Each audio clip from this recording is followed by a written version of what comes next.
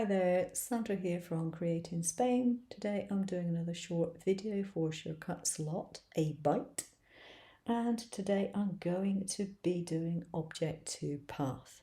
So this is my main object and this is the object that I want to place on the path and to basically manipulate it.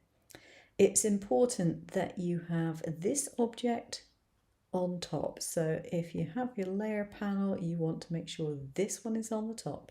Otherwise, that object is going to go around that one, and that's definitely not what I'm looking for. So go to Effects. It's greyed out at the moment because I've only got one object selected. But if I take both of them here and go to Effects, I can now use Object on Path.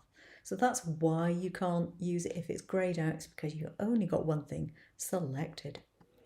So we now get a menu up, and I'm going to move this to one side. Now the start offset at the moment, does it make any difference? Not really, but this will actually move it around. Actually put the auto preview on. This will move in either direction according to where you start your offset. Now your repeat, you can have a count or you can fill path length, which I tend to prefer to do, and oh, lo and behold, it's done it. You can alter the spacing so that you get more spacing in between, or indeed less spacing in between. And the alignment is basically where it hits the outside edge of your original shape. So at the moment it's going to hit it in the middle, but we could have it on the top, or we could have it to the bottom, like so. But generally, if you're going to apply it and weld it, you probably want it in the middle or thereabouts. Now you can, if you want to finesse this, you can offset it manually like so, or take it in like that, and cropping to the outside or to the inside. So cropping to the outside, cropping to the inside, or none at all. There we are, so you can see all the effects. Now it's going to follow the path orientation. Yeah. I don't want to remove the path that it's following because that would mean I would get rid of the shape in the middle. Remove the original object. Does it make much difference? Not really. You can have it unchecked or not. Stretch the path length. Now this is quite handy, particularly if you're going around corners, because sometimes things don't match the length of the sides exactly, and a little bit of stretching can work wonders. Again, warp to the path can sometimes be useful.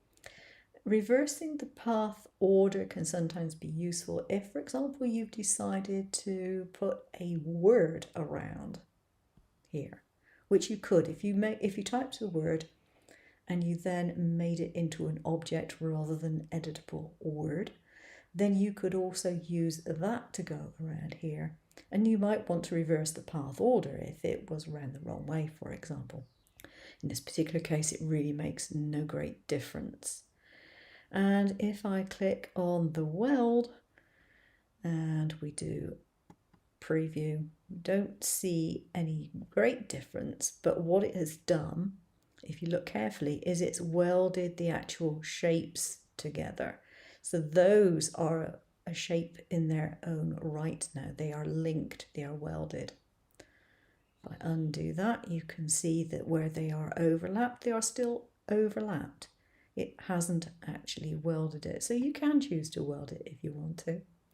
It will give you the chance to have another shape. So you can click on OK. We can take this one. We can copy it, we can paste it, and we can move it to one side. That gives us something else to play with, so why not indeed?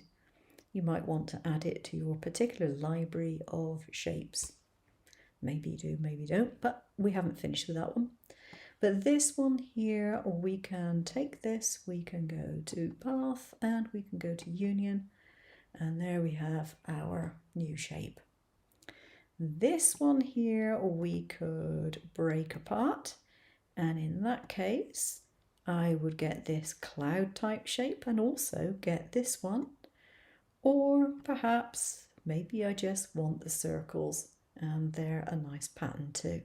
So that is the object to path tool. Very useful, great for doing frames and things, great for doing patterns, and a really good thing to be able to use in shortcuts a lot.